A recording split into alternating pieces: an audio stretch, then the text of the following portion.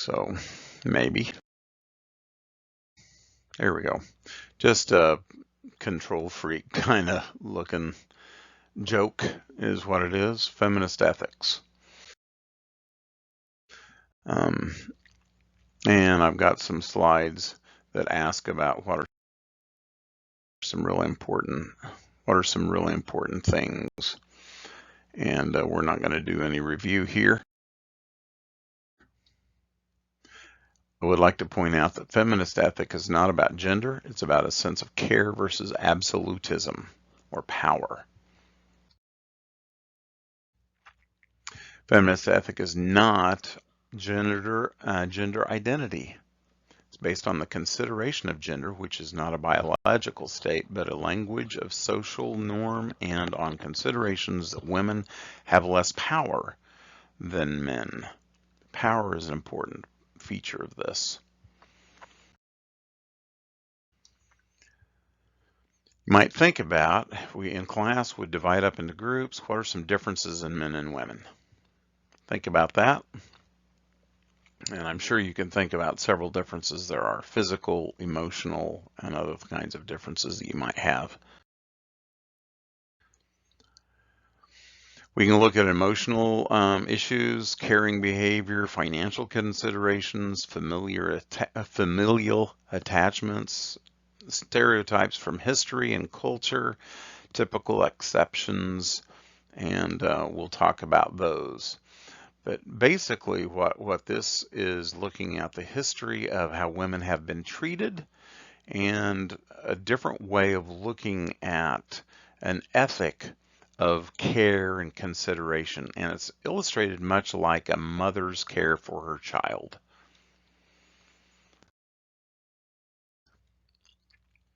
How are the sexes different when they look into the mirror? Here's one of those differences. Men look at it and think they're really great. Women, no matter how good they are, they think of themselves, they always look at their faults, if you will.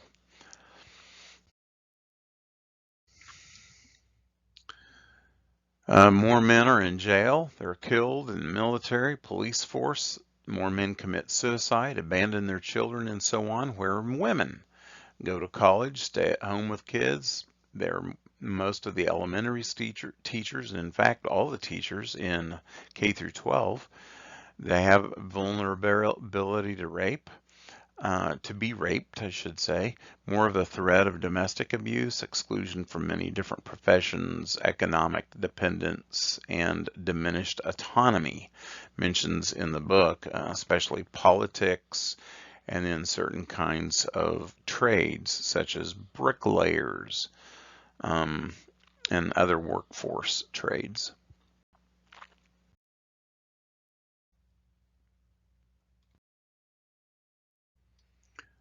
How to turn on a guy versus how to turn on a girl, just kind of, again, just recognizing some physical difference and maybe emotional, sexual differences. Up to this point, theories have been brought to us by men for the most part. And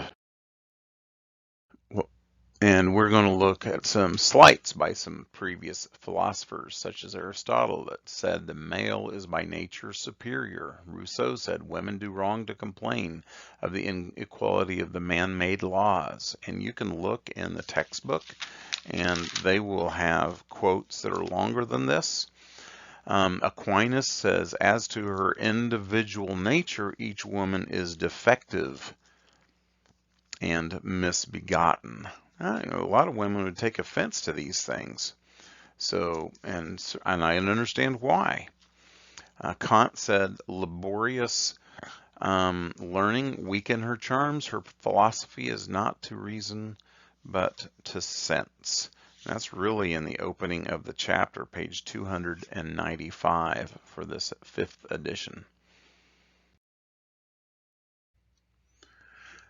Philosophers point out a lot of shortcut things that have been shortchanged for women over the years. Number one was to make false and damaging claims about women. That's one of the very first thing. And the next thing is to ignore female experiences and perspectives. The other thing, that there are four general claims, and they are: women are moral equals to men. This is what feminist ethics. Again, this is not feminism, but a feminist ethic is challenging the ethicists, our class, and I'm challenging the class, that women are moral equals. They're not more or less, they're equals to men morally. Their experiences of women deserve our respect and are vital to a full and accurate understanding of morality, and traits associated with women are at least as morally important as traditionally masculine traits, which would be something like justice, competitiveness, and some other things we'll look at in a minute. And lastly, the fourth claim for the feminist ethic is traditional feminine ways of moral reasoning are often superior to traditionally masculine ways of reasoning. And here are some feminine ways and masculine ways. The women are more traditionally empathetic, sympathetic, caring, altruistic, showing mercy and compassion, whereas men,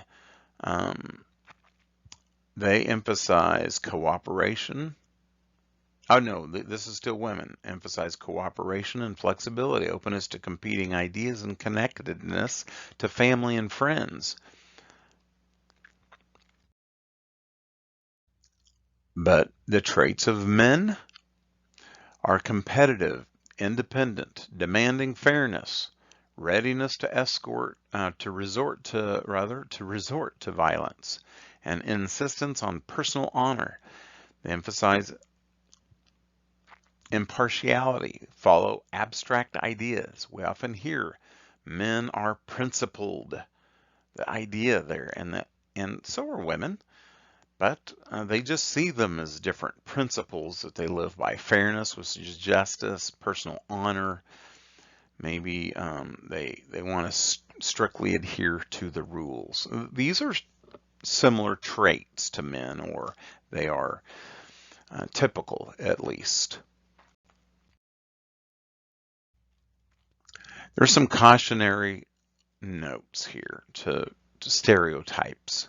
Not all women are always compassionate and caring, and not all men are aggressive and competitive. We do see this in men and women. And there are no claims that these traditionally carried traits are innate. Some might think they are, and they may very well be. There's no scientific data that I'm aware of that's out there. Many characteristics we associate with certain groups are a byproduct of social influences. This is what a lot of people would say. Now, as far as the innate things, a lot of religious people would say they are, very much so. But we're not going to debate that issue. We're just recognizing that, hey, not everyone fits into the exact same mold all the time. So what are some social influences? I would like for you to discuss that. Now, here's a background of feminism. It goes back further than the book. So in our discussion here, Mary Wollstonecraft in 1792 wrote a book called The Vindication of the Rights of Women, encouraging the rights of girls to be educated just like boys. She didn't want to marry, but she ended up marrying nonetheless. And she had 2 children, one out of wedlock and the other after marriage. And then she died 11 days after her second child, which was named Mary. And I think you would know the name of this woman. Mary Wollstonecraft is her mom, and she also named her daughter Mary, which is a very famous author. You want to take a guess? She wrote Frankenstein. And yes, you remember her name? Mary Wollstonecraft Shelley.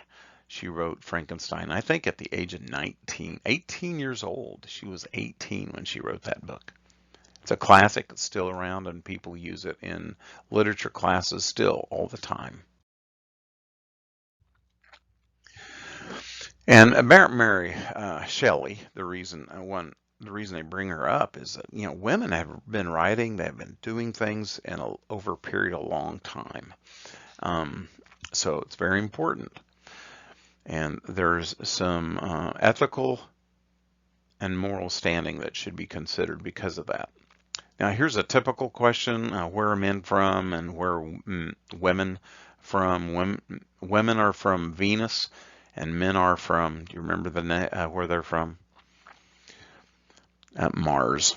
Men are from Mars. That's just an old saying. It's been around when I was a kid. I don't hear it much anymore. Going on, the language we speak is very different. Another woman by the name of Deborah Tannen claims that men and women speak a different language, and that's true. Um, a number of words by women and men a day. It's a little high, maybe even for 10,000 words for men a day to speak. For women, it's stereotyped that around 25,000. So they speak over twice as many words as men in a day.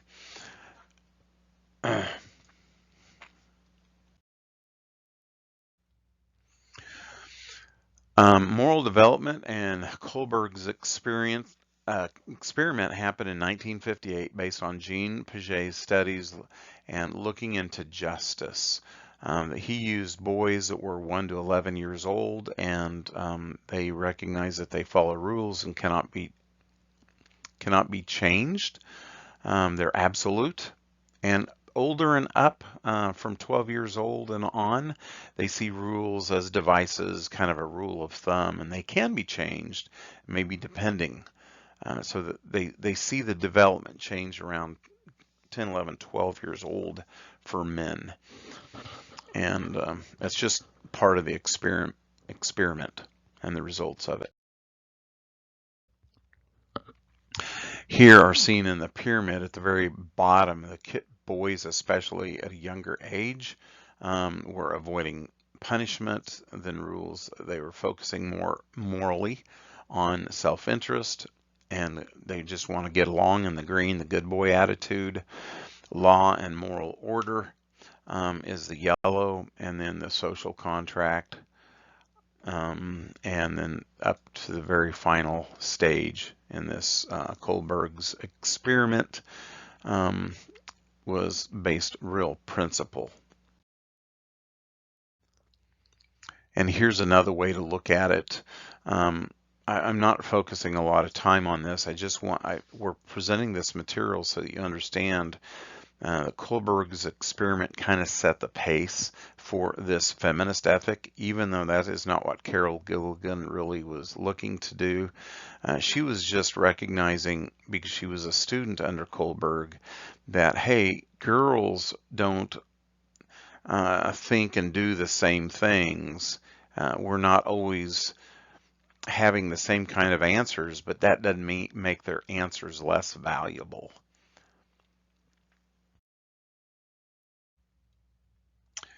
Carol Gilligan wanted to explore and challenge Kohlberg's results, that men were scoring higher on the morality charts, if you will, than the women were.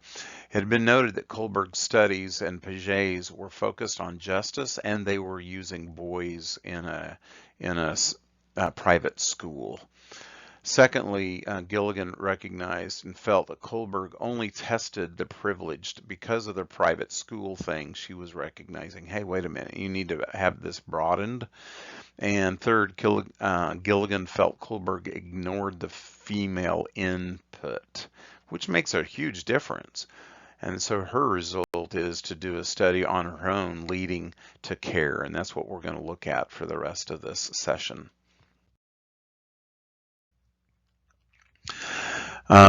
She brings the concept of care ethic and the opposition to the opposing idea of just justice to formulate a new ethical model that's applied to women and race issues.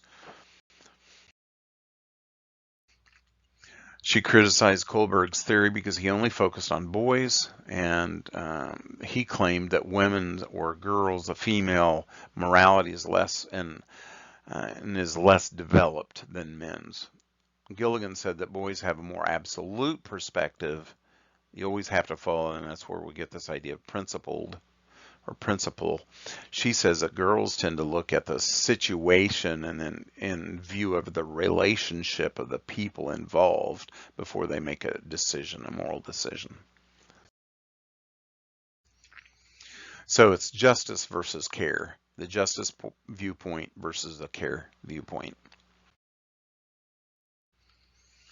Now, the Heinz dilemma, if you want to look at this, look it up on the internet. I will want an understanding of, and you will need to find and look what the Heinz dilemma is about for those who do not participate in class.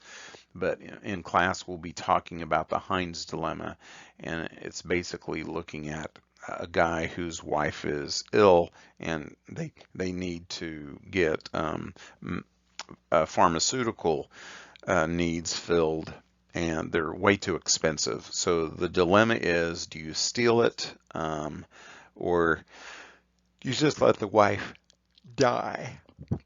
So, what would you do? That's a big question. Because some of these pharmaceuticals are very expensive. I had a young girl in class one time that she was paying over $2,000 a month just for her pharmacy needs. And it seems a bit extravagant. But look up the Heinz dilemma. It's an important piece of, and you'll need to know it for the quiz.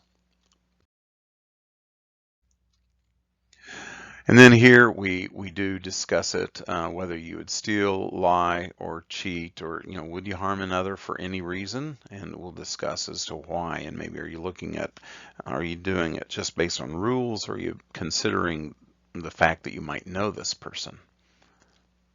And we've always done that, even with the trolley car dilemmas. If you happen to know a family member, I mean, you wouldn't go there, you'd go the other way. You don't know who they are. So we've done that, and now we're just seeing this in the feminist ethic.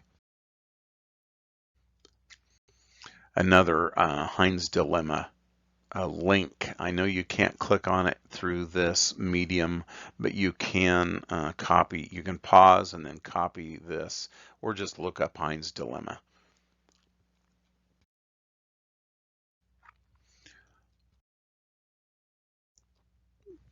There's similarities of feminist ethic and racial issues. The similarities are based on the historical background of oppression. Feminists have been, or women rather, have been oppressed, and therefore they see the similarity between the fate of a lot of women and, say, Black or Hispanic or Japanese race in at least in America and maybe other places. So we're looking at what is care all about. It's really about relationship, emotive connections and sympathy based on others, not on self, but on others. And justice is truly about the rule, the principle, and it's not focused on people at all. In fact, that's why they have this picture of the blind person holding a scale, because they're not looking at the color, they're not looking at the person if it's their dad or their mom. They're blind to that. They're just following the rules, and that's it. That's good for morals. Sometimes it's not good for morals, and we have to figure out when, and that's the real challenge of this particular ethic. It's called the feminist ethic. Feminist ethic binds these two together the best they can through flexibility, cooperation, and compassion.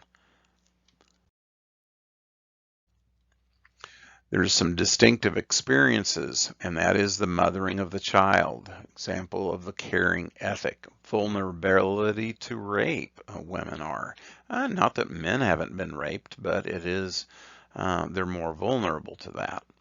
The threat of domestic abuse, the disparity in pay for equal work, the exclusion from a variety of professions, as we have discussed earlier. Now, this is not feminism. This is not the feminist ethic. Actually, some would say this is feminism. But this is not the feminist ethic, ranting and raving, men versus women, or greater than, or less than, or whatever. But taking this away, this is what the feminist ethic should be. And feminism is often seen as making men and women totally equal in all ways and all areas. And that is not what the feminist ethic is trying to do. Just to clarify, it's not trying to make men and women equal. It's trying to be concerned about the way women think and view things versus just how traditionally we've looked in several different ways of how men have.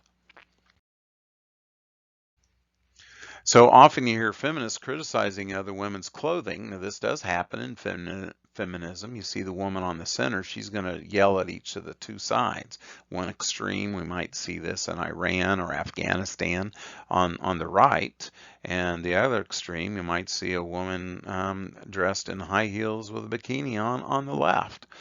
And the feminist woman is in the middle, and how this is how she's yelling at it. She says, "You can't dress like that. It's unfeminist. You're oppressing me. You're oppressing yourself. You need to stop it." And then she goes to the other side and says the same thing. "You can't dress like that. It's unfeminist. You're oppressing me. You're oppressing yourself. Stop it." And basically, what is she doing? She is being inconsistent. And I think this is a good cartoon note that she's really talking to herself in a way. She's just uncomfortable with people that are different than the way she is. And a lot of feminists want you to be just exactly like they are. And we're not. We're not all the same. So we want to break the stereotype. And here are several things. Care in relationships with family, with pets, with siblings, partners and friends, and the whole different thing. There's a bunch of different caring relationships that this is set up to show, and that's all it's doing. How would the care perspective be seen in the Kohlberg experiment? The bond that exists between any two people has a special dignity that defies general characterization. About 30% in women and virtually absent in the male population. This is by Michael Boylan. I used to use his material for this class, and he had a lot of time and spent a lot of time on this particular ethic. We're just using some of it. I think it's very good, though. Groups that do care, there are people and occupations that do have a sense of care about them. Occupational groups, can you think of any that would be more like a feminist type of a program, or a feminist type of, since they're caring for others? Who may they be? There are actual trades that work this way. Worldviews that are oriented toward caring. Primal bonding groups, highlighting one-on-one commitment above all else, and we'll see them here in just a second. Groups that care. There are three groups. One, there are teachers and all kinds of people there that teach, even ministers maybe. That's religious leaders and others. And then lastly, primal bonding groups are the police and soldiers. More men are involved, even though women do get involved in this as well. But these are groups that are membership based in the idea of caring for other people. Now, I think you could also say doctors and nurses do this. They care for other people. It's a physical thing, and sometimes maybe not bonding with their patients so much. In fact, I think they would challenge you not to be too bonded, otherwise you'll get sick, and emotionally, that is. And if you're bonded to just one patient, then you might serve them over another. And they're trying not to bond in the medical field for that reason. Feminist ethic and other theories are often seen as a mother care for a child. FE is feminist ethic. It's not about duty and justice. Is it egoistic? Can feminist ethic have social contract with kids? Should we weigh in on the consequences? Is love and care divided equally among the kids at every turn? I think we can see that it is not.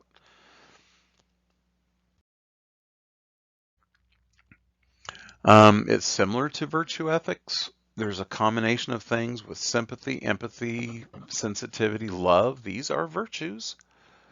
So it can be seen as a little bit of a virtue ethic. Often we are looking at needs, not duties or results.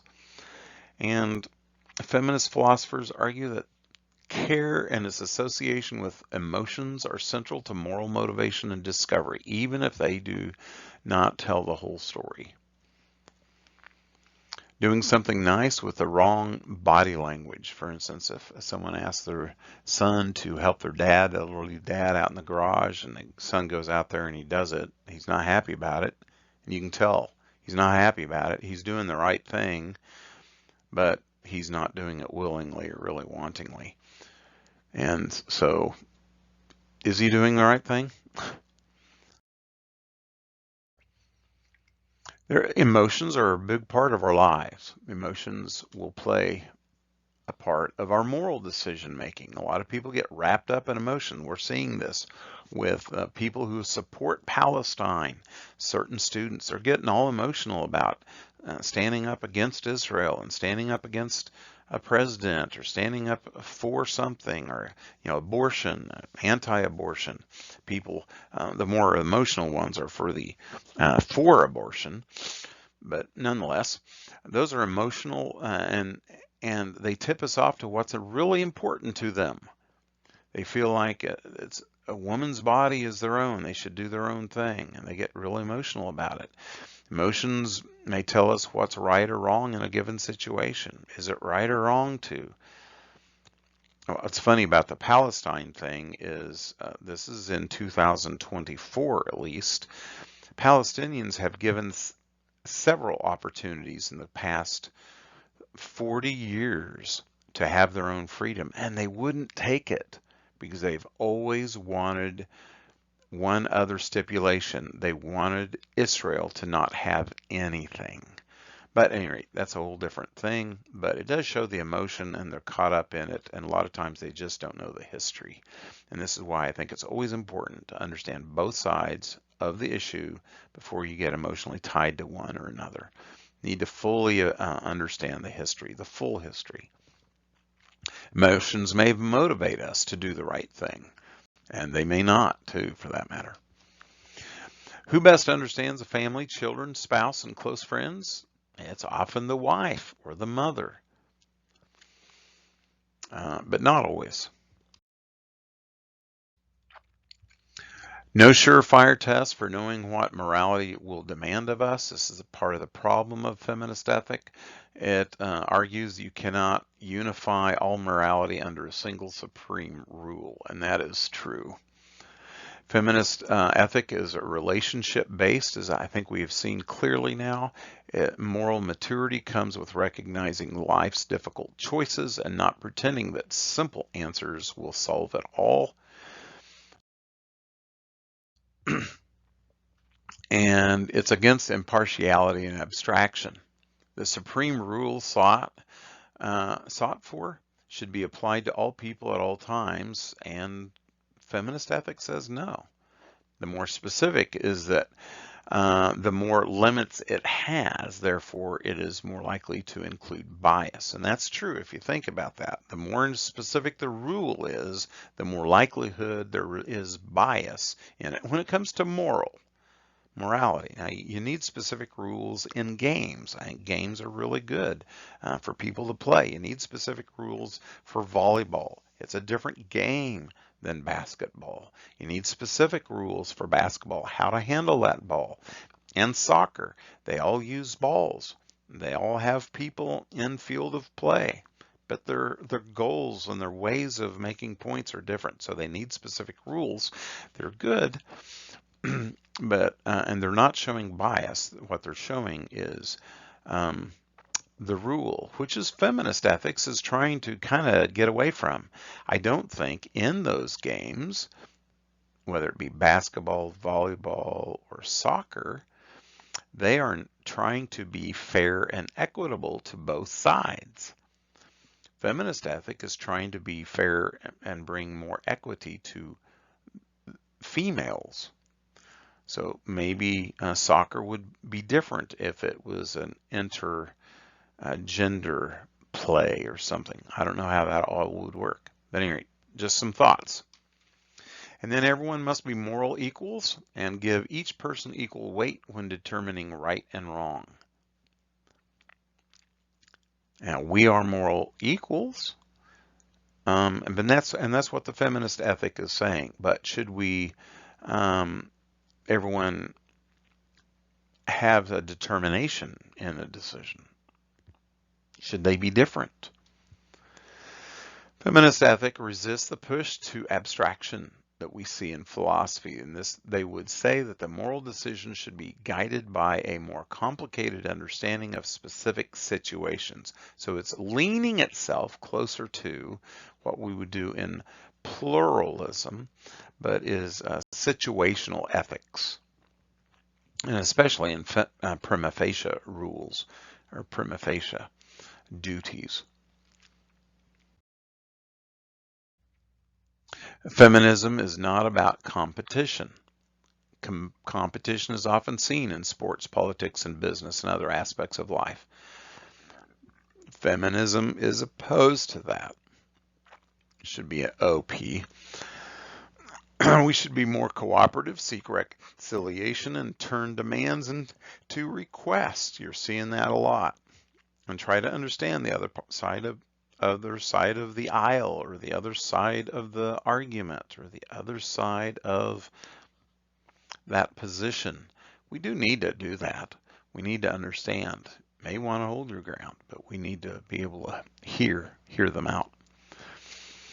This is all marked by kindness and willingness to sacrifice. We have to sacrifice our time or sacrifice our ideals sometimes. And feminist ethics feels like there's too much emphasis on justice. And the talk of rights often divide us even more. So how far do we go? If feminism is correct, it does not seem that there is a matter of rule that can successfully guide our moral decisions. However, feminist ethic has brought to our attention that the practice of ethical behavior is not merely a matter of principle. Relationships make up a huge part of our life, and we must consider how our actions are affecting others. So the challenges are to restrict the scope of moral community too much. It made the role of emotions needs furthered. How are emotions appropriate? Do they do things that we need to pay attention to? Downgrading impartiality has its costs. Impartiality is very important for judges, but downgrading it may not always be the right way to go.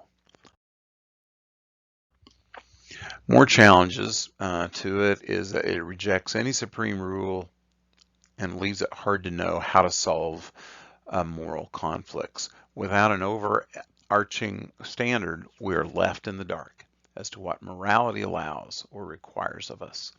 While cooperation is good, we need something to deal with uncooperative people or governments as well. If we all get along, then when do we challenge cooperation is the other side. And then sixth challenge of feminist ethic is, while justice and rights are not the whole of morality, they are a very important part of it. Rights are a form of moral protection. Feminism must have room for both of these, as well as having a balance of care and compassion. If one forms a legitimate human relationship, then he will not seek to domineer or exploit the other. So that's the challenge of a relationship. When you get into a relationship, whoever that is with, there are a lot of questions. At what point are you vulnerable, or might you be exploited? It does have this authentic question about trust. Questions on relationship. What ensures equality and reciprocity? Reciprocity. Have you ever known the abused to go back to the abuser? I've seen it several times. How can you know that there is trust? Are there perfect relationships? And what's the key to a perfect relationship? That's a great question. Don't have the answers for that, but trust is part of it, and being truthful is another. Justice and care. Traditionally, justice is an abstract theory on morality, where care and relationship based or in situational based, relationship oriented, um, and having emotionally laden reasons for acting are different. And how are they tied together? Can they be? A proper theory. For a proper feminist theory, we must make an amalgamation with justice.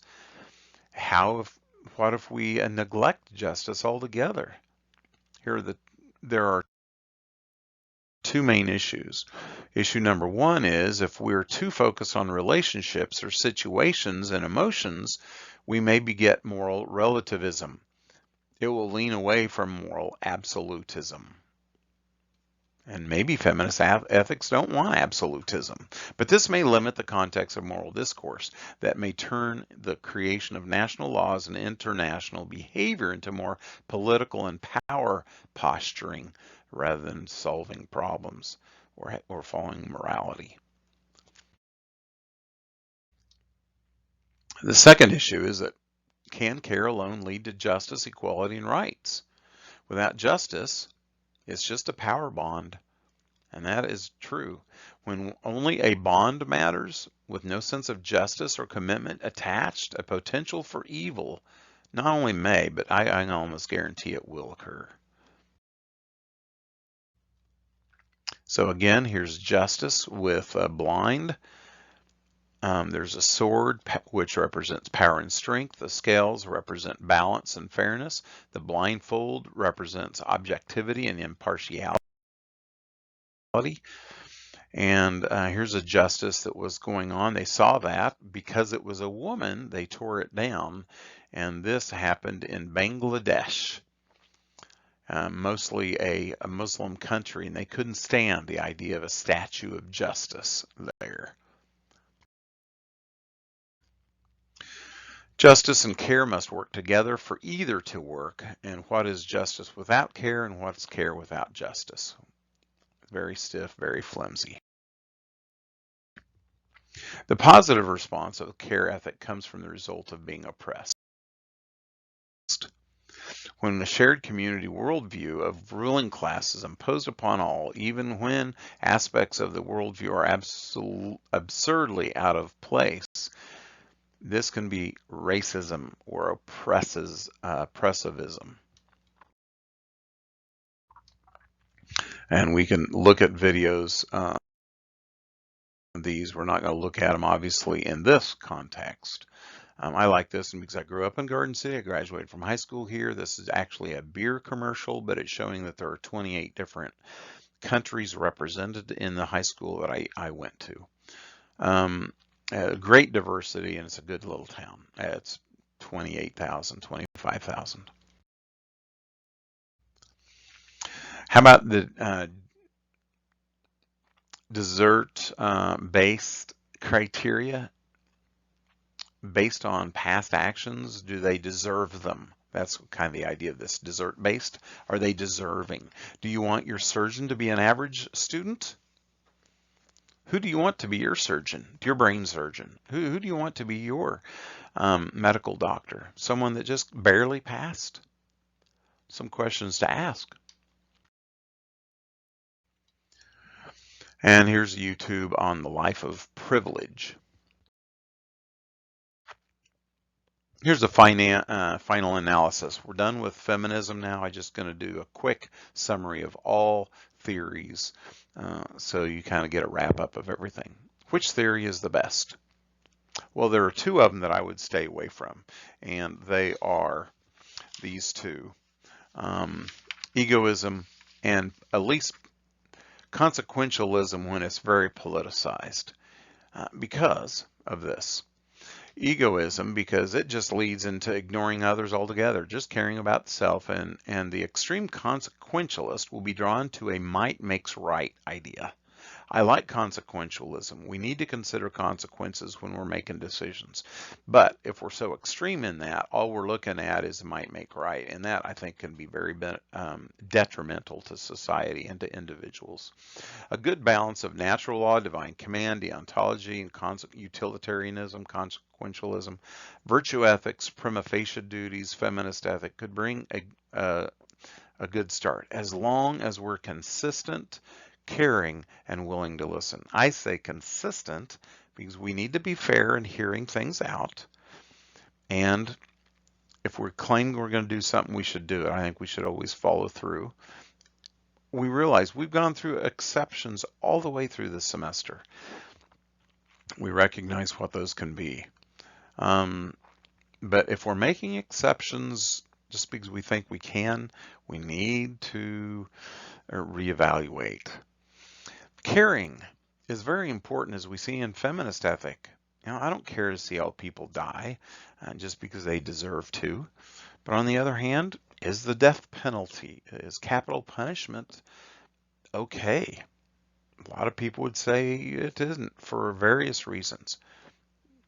But I think we do need to listen. Listen to reason. Listen to, once people their emotions start boiling over and their veins start popping out when they're discussing things, they're so emotionally caught up, it's hard to listen to that kind of person. You can't be totally closed off to a view if you want to understand it. We need to have open debates and let our oppressors oppose. Oh, opposers, I'm sorry, not oppressors, but opposers oppose. We need open debate, open forum. But you cannot oppose by force or react by force. That'll always lead to war on some level or another. Even if it's just a fight between two people, that's considered war. I think there's a lot to be said about these other things. Seek peace, do the right things to others. You need to be considerate of others and seek the truth. That's really what's important to me. Say yes to open doors of opportunity. You're going to leave this class. Hopefully you've heard some things that are very helpful for you in your future. I would consider what the divine command theory has in presentation. I'm a minister and I present good things to people all the time. I recognize what's going on in our world. A lot of things are going bad. But take the doors of opportunities. Make the best of your time to be a better person. And consider the spiritual side. I think there can be some real strong help in that if you do.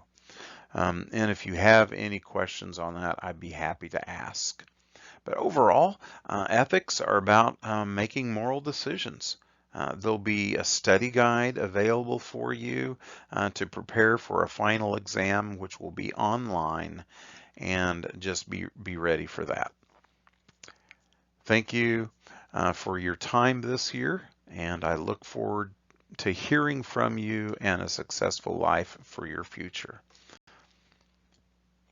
Thank you. That is the end. There is a quiz over feminist ethics. I don't ask about the last slide here at all. But that's it. Thank you.